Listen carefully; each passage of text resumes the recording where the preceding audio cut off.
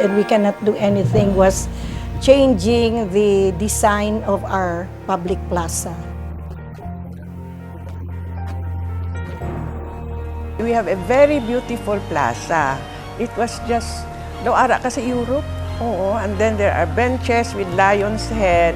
With two fountains, then one grandstand. Then on the right side, there's the bronze statue of Jose Rizal, which is it's now in the standing there in the civic center.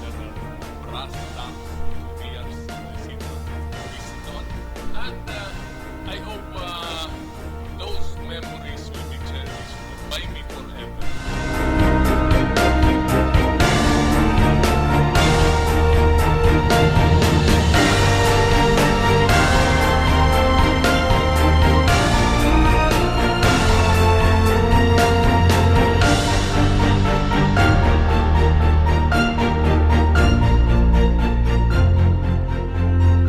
There was even a worse threat, I would say, because what happened was, the next thing we knew was the plan of the government to widen the roads. Because that was the order from Malacanang to widen the street.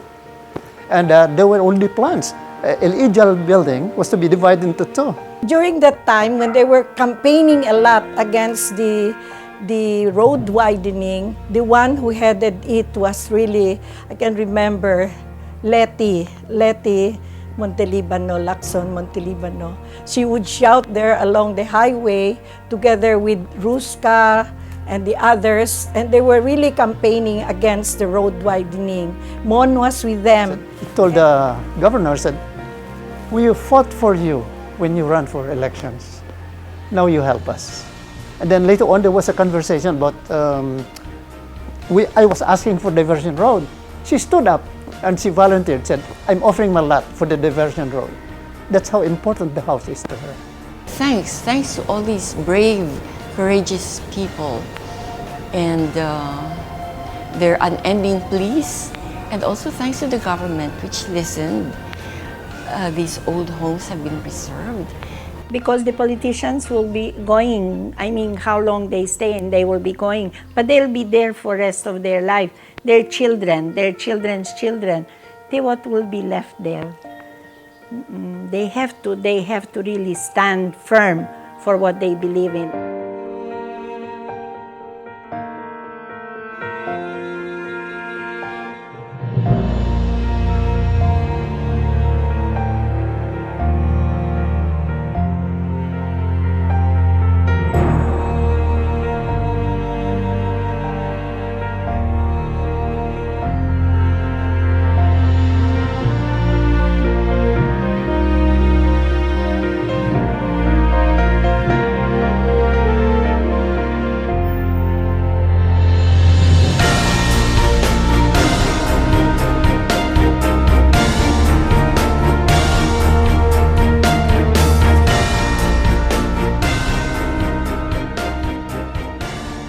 Very good friends came up and volunteered to take care of the house, and that was really a very big help.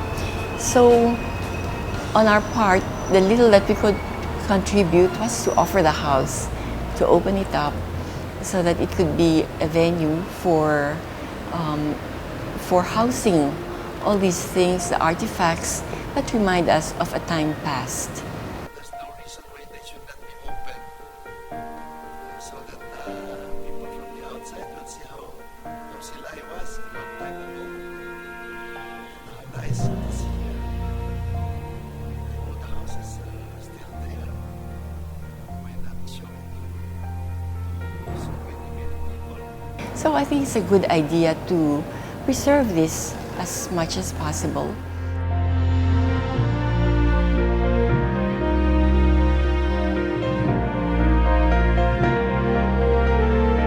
I was with my father, mother, and sisters, and I was here with our cousins. We had Antoni, also the Ladridos. We lived here. We have the memories of this house because early in the morning, when we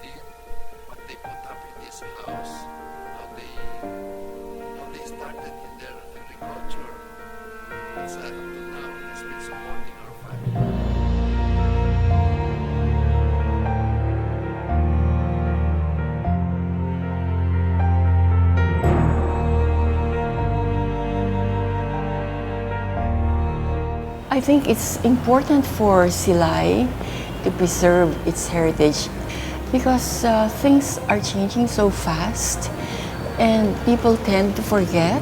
And so it's good for us to have a reminder of what we are and what our forefathers were and what they have taught us and what they have left behind.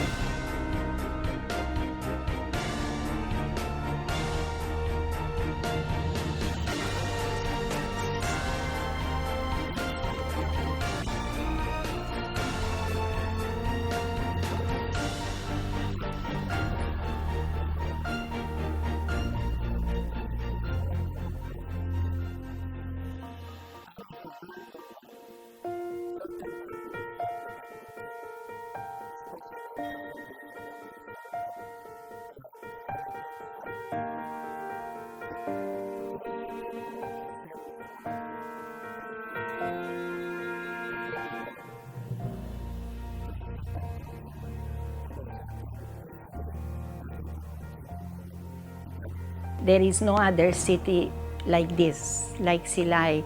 It really, when you enter, it's so tauhaiba, it's so different. There are homes that have been there for how many, and then you can almost see, you can almost hear the past. Here, it's really life. It's really life. You can feel the life. You can feel the people before you, your ancestors, which we should be proud of. Well, peoples of the world are identified with their arts, and our heritage houses are among the biggest we have. That's how important it is. This is where we can be judged also as a people.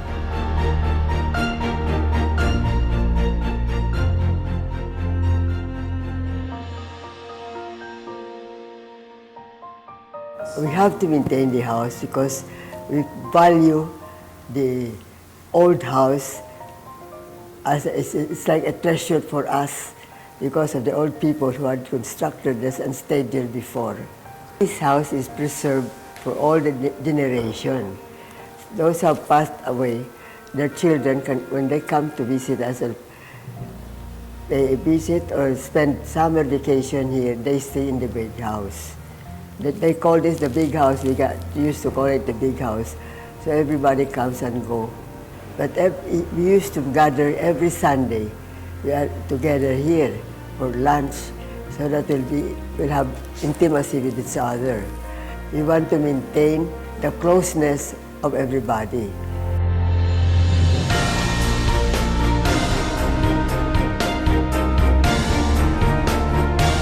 So they maintain a big house. The recollection is there. They can recall back what happened in this big house.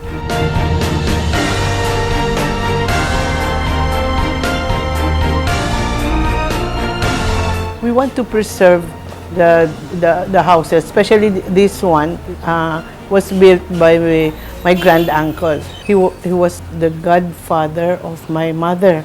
But my husband was really the one who was interested in fixing old houses to honor our grandparents and the families, and later on can pass it on to the children to know their history. Part of the history of our family that they were able to build this kind of old houses here in Silay. My children, I'm trying to get them involved also, so that later on they will not sell it, and they will still preserve it, and also my grandchildren, because this is our heritage, this is our history, so we have to be proud of it.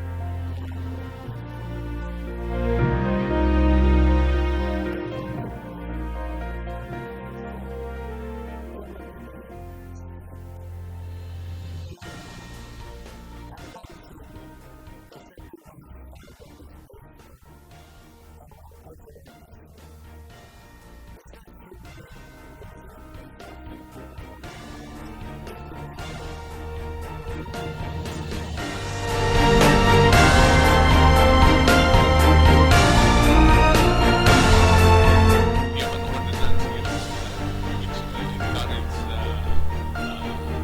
owners of heritage to fix it and everything, and the government, our city government, will be helping them. And also some investors who wants to invest and preserve our heritage homes will be given also a lot of incentives for the initiative. The Heritage Ordinance encourages ancestral house owners to preserve and even restore their houses, and we give them incentives. The ordinance also protects the houses from demolition in accordance with our national laws. If there's new businesses that's going to be established within the heritage zone, we encourage our investors and our enterprising locals to practice adaptive reuse. It is very evident in many businesses in town. We also try to convince the business owners, if they're putting up a new building within the heritage zone, the architecture should follow the architecture of the times, the architecture of other heritage houses, so that the Silay's old world charm, its Silay's unique character can be preserved. Well, it's very hard to preserve heritage home. You know, there's progress, there are pressure in the family to sell the lot and the house and everything. But we have done it and we're proud of it. And a lot of people can see it and enjoy what our past has been. The house was built in the Spanish period. Around the 1920s, my great-grandfather decided to open his own bake shop. And in fact, this bake shop is the longest bakery in the province of Negros Occidental. Food has become a culture here in Silay. So until now, we still continue the legacy which my great-grandfather has started around 90 years ago. The past is already our heritage. It is our pride. In the business-wise, it's also one selling point of our bakery to showcase our tourists what is food all about since the 1920s. So until now, you get to see the products which were sold way back, and of course the building. There's a big challenge for us to restore the structure, not just because it has a sentimental value, but of course this building is part of the history and the heritage of the city of Silay. It is so rewarding to see while other buildings are already gone, our building is still here. You can still feel the past. If you value your ancestors, you value your family, and it was an important part of them before,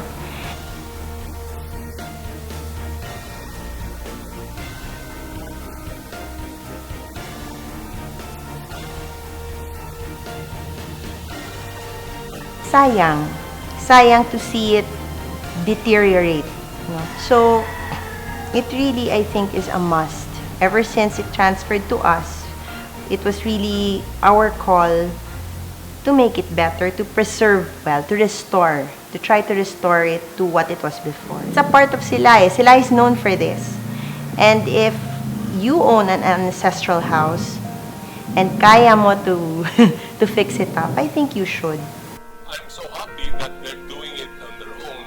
Best that the owners do it by themselves because they have more love for their houses, old houses, and they can be more efficient in doing it. I'd like to thank all organizations that has helped us in one way or another. We really appreciate all your help, and we look forward to be your partners in the near future.